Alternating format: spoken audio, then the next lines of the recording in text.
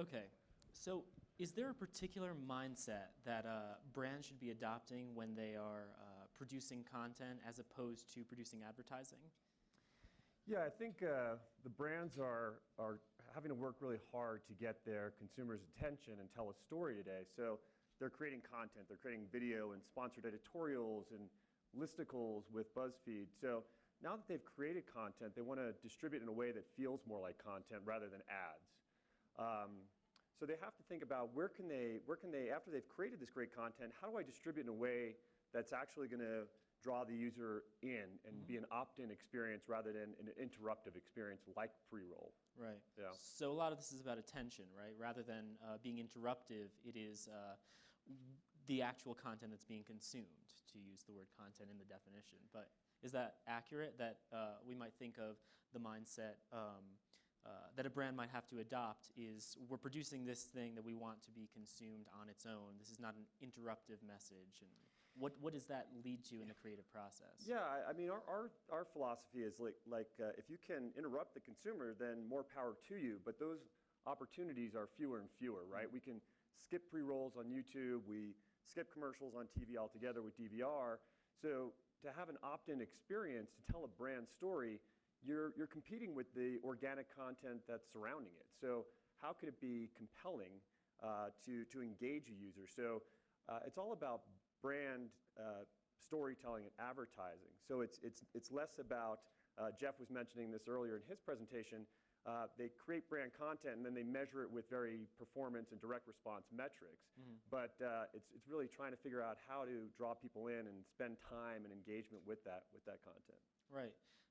So if this is about getting the attention of the user and maintaining that attention, or the audience, then the native aspect, the fact that, or the need for this content to fit in on the page and to fit in with the surrounding content and appear organic is very important. Is this being done at scale currently? And if so, what does that look like? Yeah, it is, and I think that was kind of the topic of conversation a year ago. So Share-Through really focuses on the in-feed aspect of native. So organic article, sponsored content, and that can be editorial, video, Instagram photos, Tumblr blog. Somebody like Time Inc., for example, who uses us across 31 of their magazine titles, can traffic an asset, and it's going to look and feel very different on People.com versus Sports Illustrated because what the technology is doing underneath is adopting the CSS and font and layout and actual sizing of that site where it's rendered, so it feels handcrafted and custom and native to that experience. So it can be done at scale today. Yeah. So that's specifically about in-feed advertising, which is obviously your specialty. Are there other things that, other ways that native is being done at scale that you can mention? The IAB's identified 6 categories in native. One would be the recommendation widgets like Taboola and Outbrain. I don't know if I necessarily consider them native, but they're certainly doing that at scale. And those recommendation widgets are ubiquitous across every page on the online, for better or worse. Yeah. So you talked a little bit about distribution, but what other types of distribution tactics than the ones you've already mentioned are agencies and brands using today? Yeah, I mean, like a lot of us, I'm sure that everybody got up this morning, you looked at your email, or you looked at Facebook, or you looked at Google News. I look at Google News, I flip through 50 stories, I probably read one of those actual stories, but I kind of got the gist of the other 49.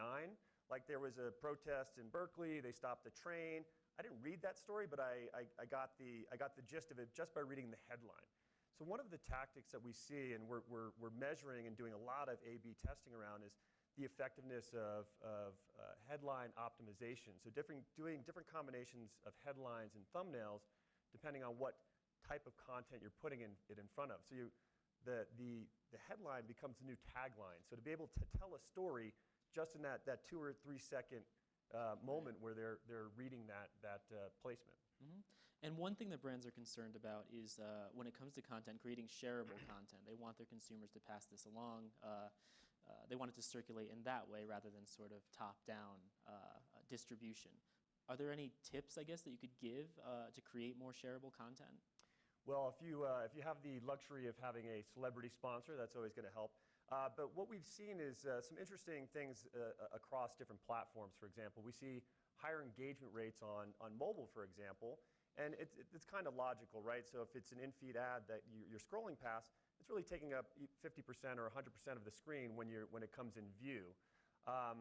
So there's higher engagement rates on mobile, but we also see a higher propensity for people to share content on desktop.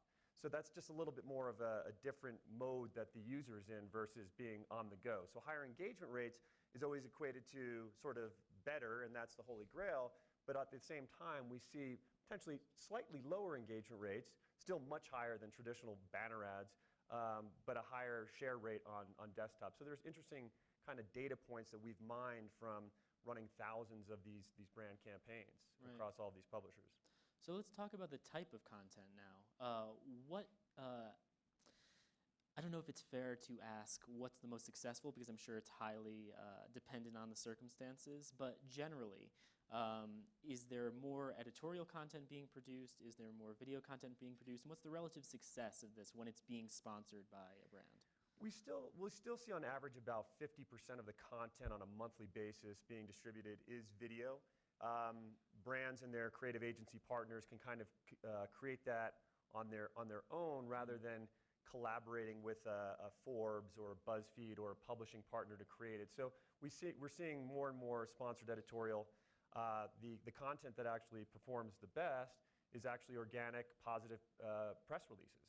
So positive press releases that all of a sudden the media agency and the brand are putting paid media behind, and think of a positive review of the new BMW, not written by BMW, but paid all of a sudden in the editorial well of Road and Track and Car and Driver and Men's Health. It performs off the charts, right? But we see things like Vine does really well, and I think partly because people know what they're getting into 6 seconds of consumption for Vine, so it does perform really well. Video continues to perform strongly, sponsored editorial, and then things lower down the food chain are things like more technical papers or infographics, although we're doing some unique almost A/B testing with different images within an infographic to do A/B testing of different factoids within those very sort of dense images that are performing well as also.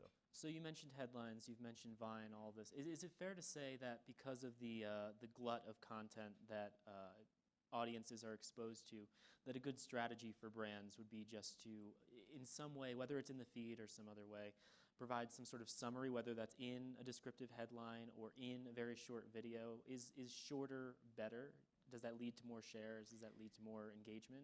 We see actually longer headlines work better. I think one of the big mistakes that we're seeing with video in particular is that brands are pulling their YouTube videos over, and it can be very entertaining things like Jeff showed with the poopery, and he said if I mention it on stage I get a year's supply of it, so that's why I just had to plug it. But a lot of times for YouTube, people are putting titles on those videos for the purpose of search, right? They're putting the brand name, 30-second fall campaign TV spot, and then all of a sudden they try and push that same title into the headline of their sort of native content, and it performs terribly. And we're saying, listen, tell a story within that headline and that little snippet of text. So obviously you want engagement, but even if they don't engage, even if they read that little snippet of text, they've kind of got your story. They've got your message. Right. So those are some of the sort of some quick example of best practices. We actually have data that shows 15% of the content that actually shared, people haven't even read the content. They've only read the actual headline of the content, and the psychoanalyst behind that is really say this title or this piece is going to make me look smart or funny or informed. But 15% of the people actually haven't even read the article or the video that they're sharing to their network. That's interesting. So there's sort of almost a social capital aspect to it. Yeah. How is this piece of content going to reflect on me? Because with the explosion of content and this whole feed concept, we're able to somewhat consume more content, but we're consuming it at a much lower depth of engagement. So we're reading headlines and snippets of text, and we're even sharing that stuff before actually even consuming it. Right. So for brands, some of the tactics that we've seen is really almost treating it as a little bit of a publishing platform to push out their how-to videos, their positive press releases, their 30-second spots, and repurposing them as content in the right contextual format. Mm-hmm. And no offense, but it's not really enough just for you to tell us that it's working, right? So what are the metrics that brands and agencies can actually look at to see if content is working for them? Are we moving away from sort of a click-centric media model? Yeah, I mean, we're never going to get rid of the click-through. I mean, it's here to stay. But I think that there's additional metrics. So everything that share-through does, for example, is on a viewable basis. So that eliminates a lot of stuff right out of the gate. But then there's things like we're measuring the time in view for the ad. So even again, if it's not clicked on, how long was that ad actually in view? Then if it was engaged with, and the content can be consumed directly in the feed or it goes to another page, how much time was spent with the content itself? You hear a publishing platform like Medium that's charging only on time spent with content. I think that's kind of one extreme end of the spectrum. But I think that we're bundling a lot of these more subjective data points to help bolster things like engagements and click-throughs and shares. Right. Yeah.